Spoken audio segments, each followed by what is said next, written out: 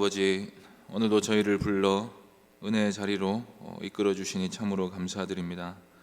진리의 말씀으로 우리를 배불리 먹이시고 그 말씀으로 우리에게 힘을 주셔서 이 시간 하나님 앞에 나아가 하나님이 기뻐하시는 찬송과 기도를 드리게 하여 주옵소서. 주 예수 그리스도의 이름으로 기도하옵나이다. 아멘. 찬송가 149장 찬양하겠습니다. 찬송가 149장입니다.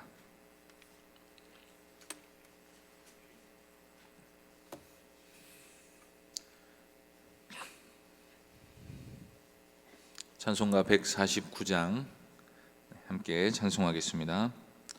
주 달려 죽은 십자가 우리가 생각할 때에 세상에 속한 욕심을 헛된 줄 알고 버리네.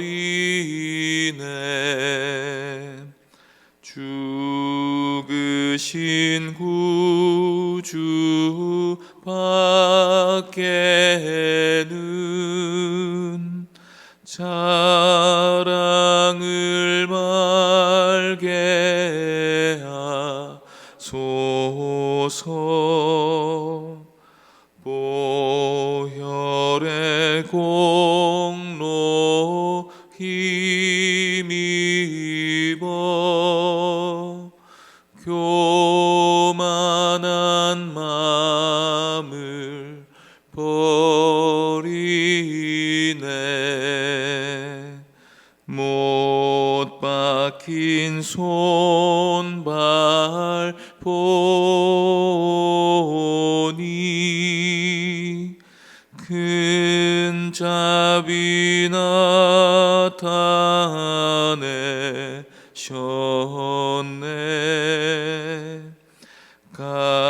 가시로 만든 면류관 우리를 위해 쓰셨네. 온 세상 만물 가져도 주내 못 따갑겠네. 놀라운 사랑 받은 나 몸으로 제물 삼겠네. 아멘. 하나님 말씀은 하박국 2장 4절부터 8절까지입니다.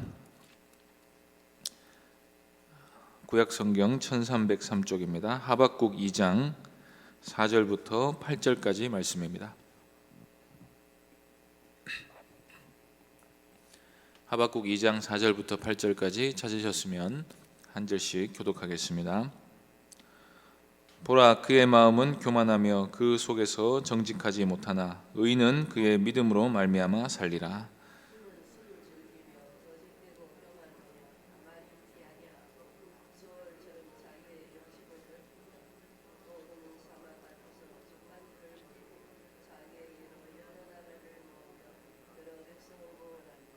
그 무리가 다 속담으로 그를 평론하며 조롱하는 시로 그를 풍자하지 않겠느냐. 곧 이르기를 화 있을진저 자기 소유 아닌 것을 모으는 자여 언제까지 이르겠느냐. 볼모 잡은 것으로 무겁게 짐진 자여.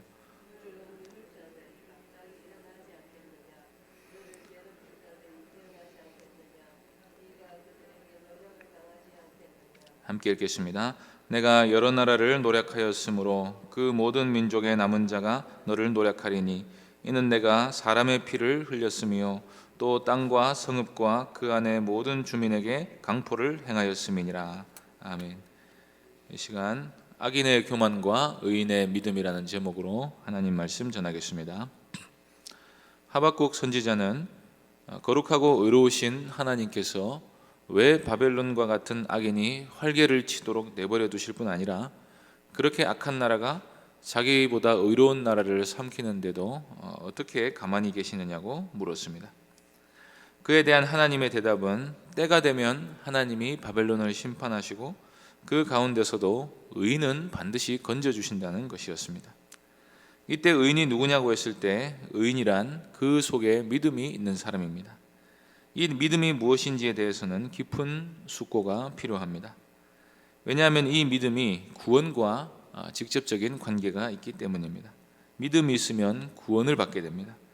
그러면 그 믿음이 무엇인가를 잘 이해하는 것은 너무나도 중요한 문제가 되고 우리에게 있는 믿음이라는 것이 참 믿음인지를 점검할 수가 있게 되는 것입니다. 먼저 이 믿음은 악인이 가지고 있는 악한 본성과는 반대되는 것입니다. 4절을 보시겠습니다.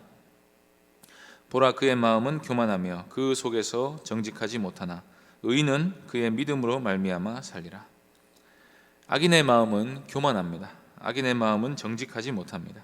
악인은 사실을 왜곡하고 자기 스스로를 속입니다. 그것은 그의 마음이 교만하기 때문입니다. 교만하기 때문에 악인은 선을 행하지 않습니다. 교만이란 자기 자신을 세상에서 가장 중요하게 여기는 것입니다. 그래서 교만하면 교만할수록 사람은 자기를 위해 타인을 손쉽게 이용하고 착취할 수가 있게 됩니다.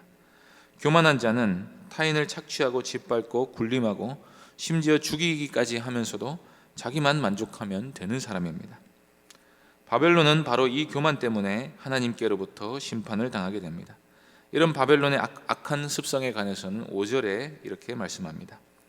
그는 술을 즐기고 거짓되고 교만하여 가만히 있지 아니하고 스올처럼 자기의 욕심을 넓히고 또 그는 사망 같아서 족한 줄을 모르고 자기에게로 여러 나라를 모으며 여러 백성을 모으나니.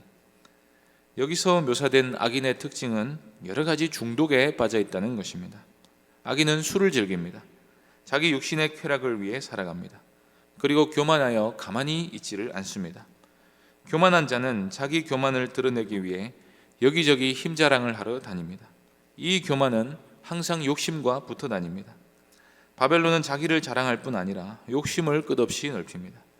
그래서 바벨론의 욕심이 전쟁 중독을 만들어냅니다. 전쟁으로 여러 나라들을 수집하는 수집광이 되어 있습니다. 무력으로 빼앗은 땅을 자기 것으로 만들고 백성들을 포로 잡아오는데 재미를 붙여서 그 중독에서 헤어나오지를 못합니다. 대개 악한 일은 중독적인 경우가 많습니다. 영적으로 볼 때 중독이야말로 우상숭배 중에 우상숭배입니다. 하나님보다 쾌락을 더 사랑하는 것이 바로 중독자의 모습이기 때문입니다. 전쟁으로 나라를 이기고 점령하고 죽이고 탈취하고 자랑하고 조롱하고 노예를 만들어내는 일에 중독되었기 때문에 이제 바벨론은 그 악행을 그치지를 못합니다. 악인의 교만과 자랑과 욕심의 문제점은 억울한 피해자를 끊임없이 양산해 낸다는 것입니다. 악은 선을 먹어야 삽니다. 하나님 사랑과 이웃 사랑이 선한 일입니다. 반대로 악은 이웃에게 피해를 끼치는 게 악입니다. 그래서 악은 악을 행할 대상을 끊임없이 찾아다닙니다. 사랑이 대상을 필요로 하듯이 악한 일도 상대를 필요로 합니다. 그 과정에서 죄악은 끊임없이 원수를 만들어냅니다. 바벨론에게 피해를 입은 모든 나라들이 바벨론을 저주합니다. 바벨론의 만행이 언젠가 자기 머리로 돌아갈 날이 있을 거라고, 자기가 행한 대로 갚음을 당하게 될 거라고 노래를 만들어 부릅니다. 6절을 보시겠습니다. 그 무리가 다 속담으로 그를 평론하며 조롱하는 시로 그를 풍자하지 않겠느냐. 곧 이르기를 화가 있을진저 자기 소유 아닌 것을 모으는 자여 언제까지 이르겠느냐. 볼모 잡은 것으로 무겁게 짐진 자여. 여기서 그 무리란 바벨론이 마음껏 수집하고 다닌 민족들을 말합니다. 모든 민족들이 다 바벨론이 망하기를 기도합니다. 노래를 만들고 시를 만들고 언론에 기고해서 바벨론이 망하게 될 거라고 저주합니다. 제가 얼마 전에 러시아가 일으킨 전쟁에 관한 기사를 보다가 댓글에 푸틴을 저주하는 말이 상당히 많은 것을 보았습니다. 제명에 못 살 것이라든지 자기가 한 대로 똑같이 당해야 한다든지 하는 말이었습니다. 그런 것처럼 문민족들이 바벨론을 저주할 거라는 말입니다. 이때 바벨론에 대해 평론하는 자들이 나름대로 바벨론이 망하는 이유에 대해 내세우는 근거가 있습니다. 바벨론이 자기 소유가 아닌 것을 모았다는 것입니다. 그 소유 때문에 바벨론의 어깨에 무거운 짐이 지워졌습니다. 4절에서는 악인의 특징을 정직하지 못한 것이라고 말했는데, 악인들은 죄악의 짐 때문에 고생하고 그로 인한 심판의 무게를 지고 있으면서도 괜찮다고 스스로 속이기 때문에 그 짐을 도무지 벗을 생각을 하지를 않습니다. 이 바벨론이 지고 있는 무거운 짐이란 바벨론에 의해 당한 사람들의 원한입니다. 7, 8절을 보시겠습니다. 너를 억누를 자들이 갑자기 일어나지 않겠느냐? 너를 괴롭힐 자들이 깨어나지 않겠느냐? 내가 그들에게 노략을 당하지 않겠느냐? 내가 여러 나라를 노력하였으므로 그 모든 민족의 남은 자가 너를 노력하리니 이는 내가 사람의 피를 흘렸으며 또 땅과 성읍과 그 안의 모든 주민에게 강포를 행하였음이니라. 원래 바벨론도 아수르에 압제를 당한 적이 있었습니다. 아주 오랜 시간 아수르에 바벨론도 압제를 당했었습니다. 그런데 바벨론이 그래서 바벨론 역시도 아수르에 대한 원한을 품고 기회가 되니까 아수르를 무참하게 멸망시킨 적이 있었습니다. 그런데 그 바벨론이 아수르와 똑같은 악행을 저지릅니다. 이것은 아수르가 왜 망하게 되었는지를 잊어버린 것입니다. 죄악이 사람을 이처럼 미련하게 만듭니다. 이제 바벨론을 제외한 주변 나라들 입장에서는 압제자가 아수르에서 바벨론으로 바뀐 것뿐입니다. 오히려 아수르의 제국주의 정책은 바벨론의 제국주의 정책은 아수르보다 훨씬 더 심각한 것이었습니다. 그래서 이제 바벨론에 의해 노략을 당한 민족들이 바벨론에게 원한을 품습니다. 본문 7절에 너를 억누를 자라고 되어 있는 말이 세번역에서는 빚쟁이라고 되어 있습니다. 바벨론이 악행으로 여러 민족에게 빚을 지게 되었습니다. 바벨론이 무단으로 가져간 모든 노략물들은 원래 자기 것이 아니었기 때문에 그 모두가 바벨론이 갚아줘야 될 빚이 됩니다. 이 무거운 짐 때문에 바벨론은 마침내 스스로 무너지게 됩니다. 바벨론에게 당한 여러 민족들이 바벨론이 빼앗아 간 것들을 노력하려고 원수를 갚을 날만을 꿈꾸기 때문입니다. 바벨론은 자기들의 힘이 영원할 거라고 믿었겠지만 자신이 행한 그대로 안갚음을 당하게 될 것입니다. 우리는 이 바벨론을 의인의 모습과 반대되는 악인의 모습으로 생각할 수 있습니다. 하나님께 대한 믿음이 없는 모든 사람은 정도의 차이만 있을 뿐 다 이런 악한 본성을 가지고 살아갑니다. 중독에 빠져 있고 욕심을 끝없이 넓힙니다. 그의 관심사는 오로지 어떻게 하면 자기만 배불리 먹을 것인가 하는 것뿐입니다. 그래서 자기에게 조금이라도 힘이 있으면 그 힘으로 다른 사람들을 끝없이 착시합니다. 직장에서 직위로 힘을 얻은 사람이 자기 분풀이를 위해 아랫사람에게 폭언을 퍼붓습니다. 타고난 건강으로 힘께나 쓰는 사람이 주먹으로 사람들을 자기 아래로 모읍니다. 언변이 뛰어난 사람이 사기를 쳐서 사람들의 주머니를 털어갑니다. 이런 식으로 사람들은 때로는 외모가 권력이 되어서 이성을 유혹하고 이용하고 간을 내어먹고 등골을 빼먹기도 하고 상대방의 사랑을 이용해 자기 편의를 끊임없이 추구하기도 합니다. 가정에서 아버지가 가족들을 학대할 때 그 원인은 세상에서 받은 분풀이인 경우가 많습니다. 이 경우에도 자기보다 상대적으로 힘이 없는, 그래서 자기에게 의존적일 수밖에 없는 자들에게 행사하는 자기 만족적인 폭력인 것입니다. 자기를 희생해서 남을 섬기는 게 아니라 자신의 힘을 가지고 남이 자기를 섬기도록 만드는 이런 악행에는 중독성이 있습니다. 사람들이 자기에게 와서 굽신거리고 그 힘으로 재물을 모으는 게 너무 재밌습니다. 악을 행하면 죄가 사람에게 주는 기쁨이 있습니다. 그 기쁨은 다름 아닌 하나님을 반대하고 자기가 하나님이 된 것처럼 여기는 데서 오는 거짓 기쁨입니다. 우리가 선을 행하면 오는 기쁨이 있는 것처럼 죄 자체가 주는 기쁨이 있다는 것입니다. 그런데 이런 죄를 자꾸 지으면 그 죄로 인한 하나님의 진노를 계속해서 쌓게 됩니다. 이때 하나님이 악인에 대해 세우시는 정의는 그가 행한 그대로 되갚아 주시는 것입니다. 그래서 악을 행하는 자들은 그 때문에 죄책감과 보복에 대한 두려움이라는 무거운 짐을 지고 살아갑니다. 그 짐을 떨쳐버리기 위해 더욱 악을 행하면서 악인은 심판의 길에 자발적으로 들어가게 됩니다. 그에 반해 의인은 이 모든 악인들의 모습과 반대되는 본성을 가지고 있습니다. 하박국서에 의하면 의인에게는 믿음이 있습니다. 이 믿음은 가장 먼저 하나님을 믿는 믿음입니다. 하나님이 계신 것을 믿습니다. 하나님이 계신 것을 믿는 자는 하나님의 어떠하심을 아는 지식이 있습니다. 그래서 하나님을 정말로 두려워할 줄을 압니다. 율법을 어겼을 때 심판이 있다는 사실을 압니다. 이 사실을 정말로 믿기 때문에 어떻게든 말씀을 지키기 위해 애를 씁니다. 또 하나님이 있다는 사실을 믿는 사람은 자기 양심을 속이지 못합니다.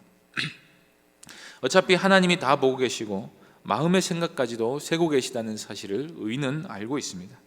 그래서 믿음이 있는 사람은 정직하려고 애를 쓸 수밖에 없게 됩니다. 하나님과 자기 양심을 속여봐야 아무 소용없다는 사실을 압니다. 이 믿음 때문에 의인은 지혜롭게 됩니다. 악인은 자기가 행한 악행이 자기에게 다시 돌아온다는 사실을 계속해서 무시하니까 미련한 것입니다. 그러나 의인은 악을 행하면 심판을 받는다는 사실을 알기 때문에 가급적이면 선을 행하려고 합니다. 그러니 의인에게만 참 지혜가 있을 수 있는 것입니다. 또 의인은 무엇보다도 하나님의 말씀을 믿습니다. 의인은 하나님이 얼마나 높으신 분인지 알기 때문에 겸손히 하나님의 말씀을 듣습니다.